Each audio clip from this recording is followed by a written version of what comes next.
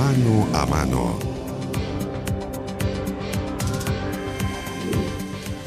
El exministro Álvaro Elizalde resultó electo este domingo como el nuevo presidente del Partido Socialista, al triunfar sobre las listas de Gonzalo Durán y Héctor López. Bueno, ¿cuáles son los desafíos para esta nueva mesa del Partido Socialista en medio de un año electoral, de una presidencial, una parlamentaria, el escenario político? Bueno, queremos conversar con uno de los precandidatos presidenciales de ese partido, Fernando Atria. ¿Cómo está? Bienvenido. Hola Gonzalo, hola Patricia. Gracias por acompañarnos. Bueno, en primer lugar, ¿qué le parece el triunfo del exministro Elizalde, quien comandará su partido en este año tan movido, ¿no? Movido será. Bien, bueno, era una cosa que se veía venir. Yo celebro que la elección de ayer haya sido una elección que se dio en condiciones de normalidad. La cantidad de militantes que votaron también es digna de ser destacado. Celebro también que nosotros, aunque no ganamos, por supuesto, pero nuestra lista, Otro PS es Posible, recibió un apoyo que nosotros calculamos que va a terminar siendo alrededor del 25%, uno de cada cuatro. De modo que ha sido fue una jornada, una buena jornada, con definiciones, con participación, con buenos resultados. Así que contento. Es una buena señal para la realización de las primarias. Lo digo porque dentro de las declaraciones que entregó Álvaro Elizalde fue que el candidato del Partido Socialista puede ser militante, independiente o de otro partido de la nueva mayoría, dejando ahí abierta esa posibilidad. Bueno, pero eso en realidad no se refiere para nada a cómo se va a decidir, ¿no? Porque también se ha hablado de que en una consulta ciudadana eventualmente podrían, según lo que ha de decir un reglamento que todavía no se ha dictado, podrían participar personas que no son militantes del Partido Socialista. Entonces, hasta el momento eso no cambia nada. Eso es precisamente lo que se había ya decidido el 21 de enero. Pero percibe que hay o no ciertas... ¿Hay certezas de parte de Álvaro Elizalde para que realmente se vaya a realizar esa primaria? Que yo habría esperado, la verdad, tanto de la directiva saliente de Isabel Allende como de las declaraciones de Álvaro. Bueno, una clarificación más categórica de que esto ya es una cuestión que está zanjada, que fue decidida de modo unánime el 21 de enero y entonces que las autoridades, tanto las actuales como las entrantes, asumen como una responsabilidad de ellos lo que debería ser la responsabilidad de cualquier autoridad en un partido político, que es simplemente implementar y velar por el éxito, por el mejor éxito de las decisiones ya tomadas. ¿Ya que están siendo un poco transparentes las mesas del Partido Socialista? Me refiero a la saliente de Isabel Allende y la entrante de Elizalde. Las cosas pan vino vino con respecto a esta definición, ¿no? Porque cuando uno escucha que Isabel Allende dice que le ha dolido el pobre desempeño de los candidatos del PS, uno de ellos usted, que no han prendido en las encuestas, uno escucha hoy día una entrevista a Elizalde que acaba de llegar y dice, mire, nosotros aquí no vamos a dar ningún cheque en blanco, el candidato que apoye el PS va a ser un candidato que tenga chances de ganar. Da la impresión que hay poco entusiasmo, al menos en las cúpulas centrales del PS, en hacer esta consulta, en llevar esto a debate, y más bien están optando por otra cosa. Escuchaba a Andrade hoy día, por ejemplo, que han tratado muy mal a Lagos, que han sido mal agradecidos con Lagos, que no se lo merece. Bueno, se han dicho varias cosas en ese sentido. Estamos en algún sentido repitiendo el ambiente que rodeaba de la semana anterior al Comité Central del 21 de enero. Claro. Es cosa de recordarse, ¿no? Que hubo una proclamación en la semana anterior a ese Comité Central. Ricardo Lagos había sido proclamado por el PPD y había también muchas opiniones que iban y venían sobre si la consulta convenía o no, y se llega al Comité Central y se decide de modo unánime que va a ser una consulta ciudadana el 23 de abril, que era la misma decisión que ya se había tomado el 26 de noviembre. Entonces yo creo que aquí hay una cuestión, una manifestación de un problema más sistémico, ¿no? De que que las autoridades o los órganos que concentran el poder de decisión política le encuentran difícil el ejercicio de abrir espacios de participación ciudadana. Una de las cosas que hizo... Que empujó esta demanda por una consulta ciudadana para decidir la cuestión presidencial en el PS fue precisamente que los diversos regionales del partido estaban pronunciándose por la necesidad de que esto fuera a través de una consulta ciudadana. Yo espero que en su reunión que tiene el próximo sábado el Comité Central vuelva a decidir, ahora esta vez va a ser por tercera vez, ¿no? Que va a ser por consulta ciudadana. Yo creo que sería un grave daño para el partido y para la candidatura eventualmente favorecida, que se decidiera de otra manera. Fernando, pero ¿cuál es la imagen que se da del PS? Un partido relevante en la historia reciente, ¿verdad? Dentro de la nueva mayoría. Y resulta que están todos los fines de semana haciendo unas reuniones en que vuelven a decir la misma cuestión. Bueno, sí, yo estoy completamente en verdad, de acuerdo la con única eso, imagen que están dando Gonzalo. en el partido es el PS hoy día es un partido que no tiene idea qué quiere hacer.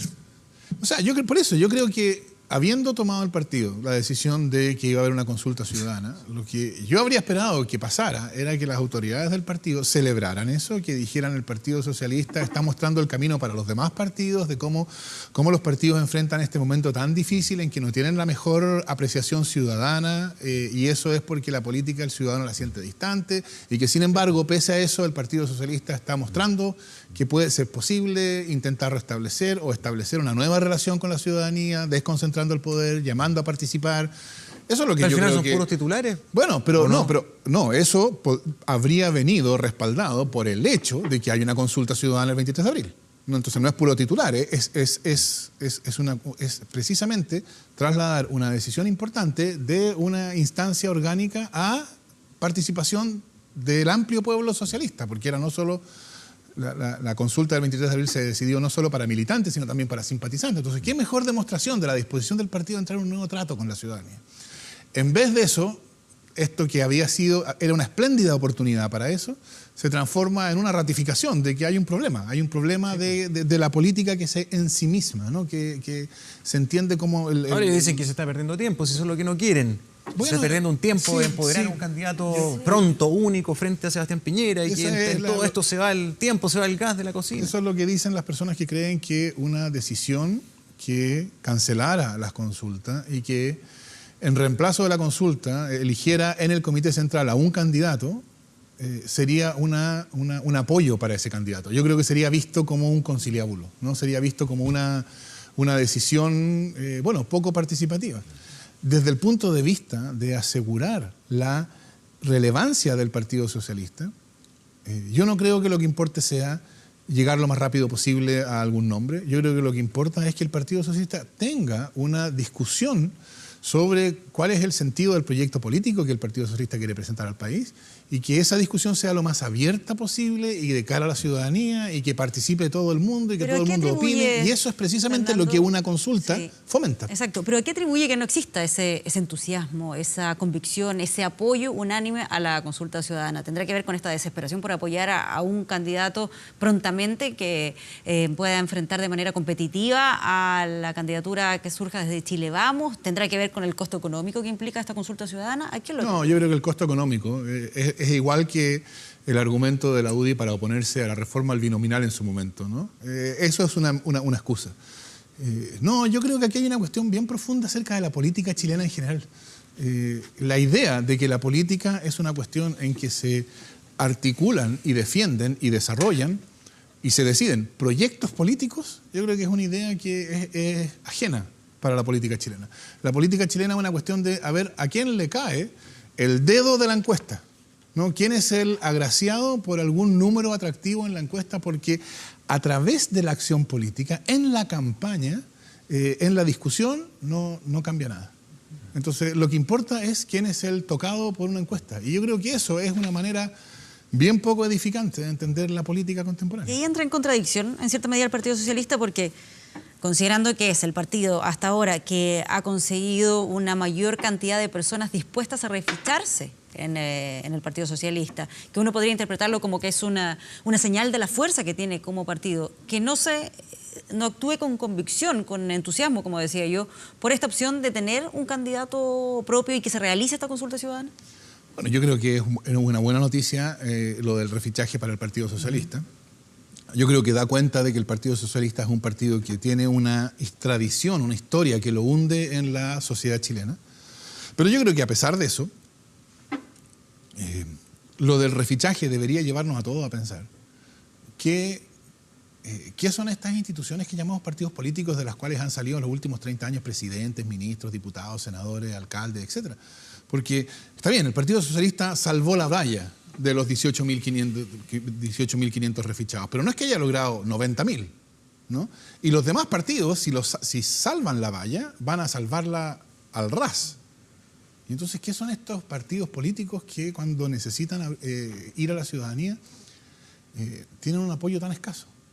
No, yo creo que eso habla de algo profundo que está pasando con la política chilena. La política chilena está cada vez más distanciada del ciudadano, de la sociedad, de los movimientos sociales, de lo que uno podría llamar la vida. ¿Y por qué, entonces la vida va por un lado y la política institucional va por el otro. Y eso, claro, afecta, como es un fenómeno de la política en general, afecta al Partido Socialista, lo afecta menos, dada la tradición del Partido Socialista, pero lo afecta, y afecta más todavía a los demás partidos políticos. De modo que partidos políticos que tienen expresidentes están corriendo el serio riesgo de no poder llegar a inscribir un candidato.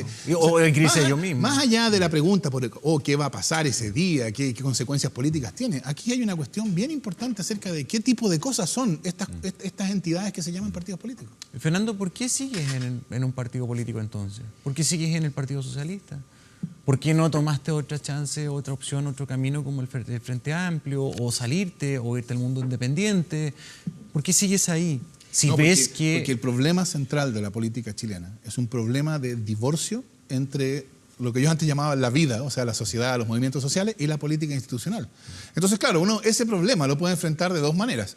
Armando desde la sociedad, articulando grupos políticos nuevos, esa es una vía, o intentando que partidos o instituciones políticas que existen se restablezcan esos lazos. Nosotros estamos en la segunda vía, porque nosotros creemos que el Partido Socialista es un partido que tiene los recursos necesarios para enfrentar eso, y el hecho de que de entre todos sea el que está mejor posicionado en el refichaje, bueno, da una pista, da una señal en ese sentido. Pero el hecho de que nosotros estemos haciendo eso no quiere decir que nosotros apuntemos con el dedo a lo que están haciendo la vía alternativa y digamos es un error, vénganse para acá. No, hay vías distintas para enfrentar este problema. Y respecto al fenómeno del Frente Amplio, ¿cómo visualizas esto en el sentido de un nuevo movimiento que hoy ya tiene con varias figuras ahí las precandidaturas? Beatriz Sánchez, que ya en la primera encuesta luce un 2% de aprobación, es una persona conocida, los medios, en fin. Pero también, ¿cuál crees tú que va a ser el impacto de la erupción del Frente Amplio para tu sector? Porque muchos ven que el Frente Amplio va a capitalizar ese mundo de izquierda que no se identifica por ningún motivo con lo que es la nueva mayoría o con lo que fue la Concertación y sus líderes. Bueno, yo creo que es verdad que hay un riesgo, que es un riesgo que uno podría decir de que pase algo como lo que está pasando en España, ¿no? Que el surgimiento de una izquierda, a la izquierda de los partidos tradicionales de la izquierda, llamémoslo así, genere una fractura y que para cada uno de los dos grupos su supervivencia política pase por la derrota del otro. Y eso sería un escenario, por supuesto, desgraciado, ¿no? ¿Y no está pasando un poco ya, bueno, Fernando? Como que haya una suerte de que se maten entre ustedes, por decirlo brutalmente. Sí, yo creo que ese es un riesgo que deberíamos hacer todo lo posible por evitar. Y eso supone que es visto eso como un riesgo desde los dos lados. Pero Fernando, ¿será esto una respuesta a lo que mencionabas como un fenómeno de la política en general en nuestro país, donde decías que lo que está pasando actualmente con los partidos políticos es una suerte de distancia con la ciudadanía, con los movimientos sociales? ¿Es el Frente Amplio una respuesta a eso? Lo digo, por ejemplo, cuando uno escucha a sus representantes y dicen que para ellos lo más relevante es el programa, el proyecto, más que quién va a ser la persona que lo va a representar finalmente en una eventual candidatura presidencial, por ejemplo. Bueno, cuando uno piensa la política correctamente, eso es así. O sea, la lógica es, hay un proyecto político y ese proyecto político necesita a alguien que lo encarne. Y yo creo que la política chilena ha tenido problemas por eso. La única vez que ha habido un programa que se ha presentado como un programa de verdad, un programa que vinculaba al gobierno a realizarlo, ha sido en el caso de la elección de Michelle Bachelet, ¿no? Y noten ustedes el tipo de cosas que pasó con ese programa. Primero, todo este discurso de el gobierno se está tomando el programa como una Biblia, el gobierno no está actuando responsablemente porque está intentando cumplir su programa. Incluso se decía, los programas son para ganar elecciones, no para gobernar, lo cual es una confesión de que los programas son para embaucar ciudadanos, ¿no? Y después empezó a salir, no, es que nosotros no leímos el programa, ¿no? ¿Qué muestra eso? Que el programa era un acuerdo entre cúpulas partidarias que no tenía vitalidad como proyecto político. Entonces uno decía, no lo leí. O sea, como la próxima vez, ¿qué? ¿Vamos a tener que hacer un programa con control de lectura? No, la manera de formar, de producir un proyecto político no es simplemente que se junten 4, 5 o 10 personas que representen directivas de partidos políticos a acordar un texto, ¿no? Ese es un proyecto político transformador, como nosotros creemos que debería asumir el Partido Socialista. Es un proyecto que tiene que tener su base en una articulación de demandas sociales de transformación, que yo creo que existen hoy día. Y como existen, pero se enfrentan a una política que no es capaz de procesarlas, de transformar, entonces eso lo que ha producido es más divorcio, por un lado, y por otro lado, una creciente deslegitimación de las instituciones políticas. Fernando, ¿cómo pretendes revertir una situación que tú mismo describiste hace algunos minutos? Decías, hoy día la política se ha transformado en el arte de apoyar al bendecido por la encuesta. Y hoy día no estás precisamente tú bendecido por las encuestas. Por lo tanto, estás equivocando el arte. No, nosotros estamos... ¿Por qué estás en esta pelea si tú mismo asumes que hoy día la práctica es eso? O sea, ¿dónde se ponen detrás de la fila? Del que está con mayor porcentaje en la encuesta. Pero hay una mirada corta y una mirada larga. Lo que esta obsesión por las encuestas, que en sí misma es una pregunta que es algo que a uno debería llamarle la atención, ¿no? Las encuestas no son precisamente neutrales, ¿no? Los encuestadores no son... ¿De parte de quién? Sí, o sea, sí, pero cuando no son neutrales, las encuestas en Chile y en el mundo se han equivocado consistentemente, y en ese contexto las encuestas en Chile son tratadas como si fueran oráculos, y cuando dan sus números, aun cuando sea una encuesta que se hace sobre la base de personas, preguntándole a personas que caminan por el Paseo de Humada, se tratan esos números como si fueran da números... lo mismo si la muestra tiene 50 o tiene 4.000. O sea, en el momento de asumir el número que da la encuesta, hay un momento de ingenuidad completa en que no hay ninguna objeción. Eso ya es algo extraño. Y yo creo que eso también responde a este problema. Porque la alternativa es entender que un proyecto político es algo que se va construyendo en el tiempo y que no necesariamente tiene como objetivo algo que va a ocurrir en 2 o 3 semanas más, que tiene también una mirada más larga. El triunfo, por ejemplo, el triunfo de Salvador Allende en 1970 fue algo que le tomó 18 años, ¿no? O sea, él empezó con un 5%, supongo que el presidente del Partido Socialista en la época también podría haber sentido pena por él. ¿Ese es tu norte? No es que sea mi norte, pero es una cuestión de que el poder político se construye a través de, haciendo. Nosotros estamos haciendo esto, por supuesto nosotros esperamos que sea una consulta ciudadana el 23 de abril, que yo espero que la haya. Nosotros esperamos poder ganarla, pero también esta es una cuestión que sigue también para más largo, porque es un proceso. Si uno lo entiende así, yo creo que uno entiende la política de una manera distinta, y entonces la lógica transformadora de la política tiene más espacio. Pero si la cuestión depende de la suerte que vamos a tener según cuál es el número que me asigna la última encuesta realizada por esa encuestadora que suspende sus encuestas cuando no le convienen a Sebastián Piñera, entonces tenemos bastante poco espacio para esto. ¿Adimark? ¿Te estás quejando? Bueno, en el caso, no, estoy simplemente constatando hechos de público conocimiento que cuando uno evalúa los números o los resultados deberían tener alguna relevancia. Fernando, pero a ver, acá dejando de lado la lista que me parece súper relevante que tú pongas tu punto crítico respecto a la naturaleza de las encuestas y sus bemoles, falencias y todo. El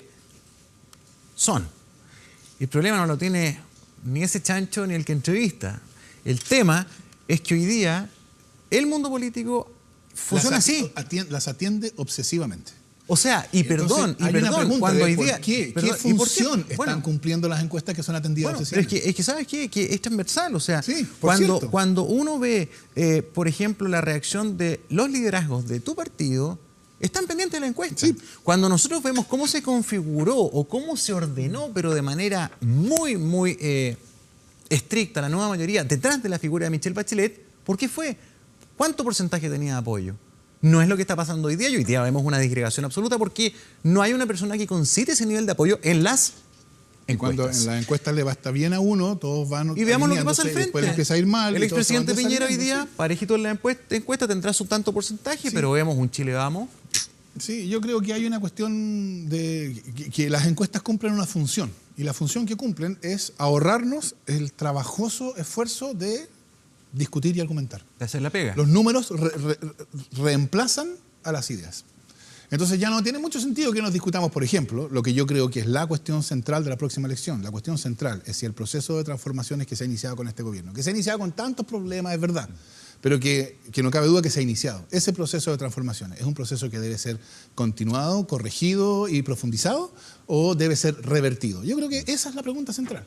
Y entonces, en vez de dar razones de por qué Chile necesita una cosa u otra, si está bien que tengamos un sistema de educación que es 70% educación privada, si está bien que tengamos un sistema de pensiones que es fundamentalmente capitalización individual, si eso corresponde a la imagen del Chile que queremos, en vez de esa discusión, entonces la discusión es si Piñera tiene qué número y quién sabe quién más, Guillé tiene este otro número, y etcétera. Eso, bueno, yo creo que eso es una política que tiene a la política con el prestigio ante el ciudadano que todos sabemos que tiene. O sea, hoy día la política está profundamente desprestigiada. La actitud del ciudadano frente a la política es indiferencia, 60%, ni siquiera se da el trabajo de ir a votar. Todo eso significa algo. No podemos seguir actuando como si no significara nada, creo yo. Y desde esa perspectiva, ¿conviene seguir en un partido tradicional si es esa la lógica que está detrás? Bueno, en ese sentido la pregunta es, ¿conviene y tiene sentido intentar actuar políticamente en esas condiciones? Y nosotros estamos convencidos de que sí. De que lo que es necesario hacer es mostrar que la política puede ser de otra manera, ¿no? Y entonces no sumarse a una política que es de líneas publicitarias o de números, etcétera, sino una política que es acerca de cómo queremos que Chile sea en 40 años más y qué es lo que hay que hacer en los próximos años. Sí, sin mi duda, si acaso eso se puede mostrar desde un partido político tradicional. Siguiendo la lógica de la argumentación, por lo menos en el Partido Socialista, la cúpula no estaría de acuerdo con este modo de enfrentar la política. Bueno, no, o sea, claro, a ellos les resulta extraño, digamos, o les da pena, ¿no? Pero cuando uno va a hablar con la base del Partido Socialista, se conecta con esa tradición que tiene el Partido Socialista en la posición más expectante de todos los partidos políticos, que no es una gran posición, pero es la mejor de todas, ¿no? Que es un partido que tiene una historia a la cual puede recurrir. Yo creo que eso hace una diferencia, porque, no sé, yo fui a alguna reunión en Río Negro y había ahí algún militante que decía, porque yo estuve en la lucha por la semana corrida. La semana corrida era que a uno le pagaran el domingo, ¿no? El fin de semana. Y esto fue o sea, cuando un partido tiene esa historia, yo creo que tiene recursos para precisamente intentar desarrollar una manera distinta de entender la política. La política como la articulación de proyectos políticos que den respuesta a necesidades ciudadanas. Fernando, como precandidato, como miembro también de la nueva mayoría, ¿cuál crees que es la forma probable de ganarle a Sebastián Piñera en el escenario actual, donde el gobierno que encargó este programa, estas reformas, va a terminar probablemente con muy bajo nivel de aprobación, con las mismas reformas muy cuestionadas, con una situación económica que no es menor, bastante deprimida, y ahí tiene por lo menos unos 3 o 4 ejes que el expresidente Piñera está tomando para sí como sus grandes catapultas. Mejorar la economía precisamente, echar atrás las reformas en lo que sea necesario o corregirlas. ¿Cómo se le gana bajo tu punto de vista? Yo creo que lo que hay en Chile es una demanda de transformación. Nosotros vivimos bajo uno de los casos más extremos de modelo neoliberal que conoce el mundo. Uno puede imaginarse modelos más neoliberales. Uno podría imaginarse un modelo en que no existiera FONASA y que quien no tiene entonces dinero para comprarse un seguro de salud se muera en la calle. O uno podría imaginarse un sistema que en vez de tener 70% tuviera 100% educación privada. O uno podría imaginarse un sistema de pensiones en que no hubiera nada, ninguna pensión básica, solidaria, ni nada, y fuera solo ahorro individual, y el que no ahorra, bueno, mala suerte. Todo eso uno se lo puede imaginar, pero en los hechos, cuando uno se pregunta, ¿qué otros países tienen un sistema de pensiones que es fundamentalmente ahorro individual, 70% educación privada, un sistema de salud para ricos y un sistema de salud para pobres? No hay muchos. Entonces, yo creo que eso se toleró durante 20 años y el 2011 irrumpió una demanda de transformación. Entonces, claro, algunos dicen no había tal demanda, fue sobreinterpretado, pero la verdad es que cada vez que puede, esa demanda resurge, y resurge con distintos temas. Hoy día es AFP, el 2011 fue educación, pero en el fondo es la misma demanda, ¿no? Tienen que haber ciertas esferas, que es lo que se llama derechos sociales, en las cuales está estructurado por alguna idea de solidaridad, donde todos nosotros estamos en el mismo barco, ¿no? Y no es una cuestión de que cada uno se rasque con sus propias uñas y que cada uno tenga la pensión que le toca según lo que ahorró, que cada uno tenga la educación que se puede comprar, que cada uno tenga la salud que se puede pagar. Yo creo que esa demanda existe. Yo creo que ha habido durante este gobierno un intento de moverse hacia allá, pero es un intento que ha resultado problemático y trabajoso, por decirlo de la manera más suave, ¿no? Y eso entonces, claro, lleva a la situación en la cual nos encontramos que tú describías, que es un gobierno que tiene una baja aprobación y que es probable que la mantenga durante el resto de este gobierno. La derecha interpreta que esa baja aprobación es un rechazo a la necesidad de transformación. Y si uno escucha lo que decía Sebastián Piñera en su lanzamiento, en el fondo lo que la derecha cree es todo lo que nos hemos desviado de un modelo neoliberal es un error y tenemos que volver a él. Y entonces tenemos que volver a que la educación sea una mercancía. No lo dice así, por supuesto, porque ya ha aprendido él, ¿no? Pero sí dice que, bueno, que la gratuidad hay que echarla para atrás, que la ley de inclusión tiene que ser revertida, etcétera, que el copago, o sea, de modo que sea más neoliberal, que vuelva a ser como era. Yo creo que esa es una manera inadecuada de responder a esta necesidad social de transformación. Y entonces, a mi juicio, la manera en que se enfrenta a la derecha es, bueno, elaborando un proyecto político de transformación, en que la transformación para superar el neoliberalismo no es una cuestión de la noche a la mañana, no es que nos vayamos a acostar un lunes bajo el neoliberalismo y levantar un martes bajo una cosa distinta, es un proceso y lo probable es que dure más de 4 años. Pero es una ruta que vamos a seguir, vamos a ir ampliando derechos sociales, vamos a ir ampliando o profundizando o continuando esta transformación de la educación de una mercancía en un derecho social, vamos a introducir dimensiones de solidaridad en el sistema de pensiones, etc. Y esa es una ruta que nos lleva en esa dirección. Frente a eso, yo creo que la oferta de la derecha, mire, este va a ser un país, vamos a hacer este país mejor para los que han sido exitosos, bueno, y más duro para los que han sido menos exitosos. Yo creo que eso no es algo que entusiasma a la ciudadanía, al pueblo chileno. Y bueno, de eso depende. O sea, eso es el sentido de una campaña presidencial, que no se enfrenten sonrisas, no quien tiene la dentadura más blanca, sino que se enfrenten proyectos de país, proyectos sobre cómo queremos que Chile sea en 40 años y qué es lo que hay que hacer en los próximos 4 para moverse en esa dirección. Fernando Atria, muchísimas gracias por venir esta tarde. Muchas gracias, Gracias por Gonzalo, acompañarnos. Patricia.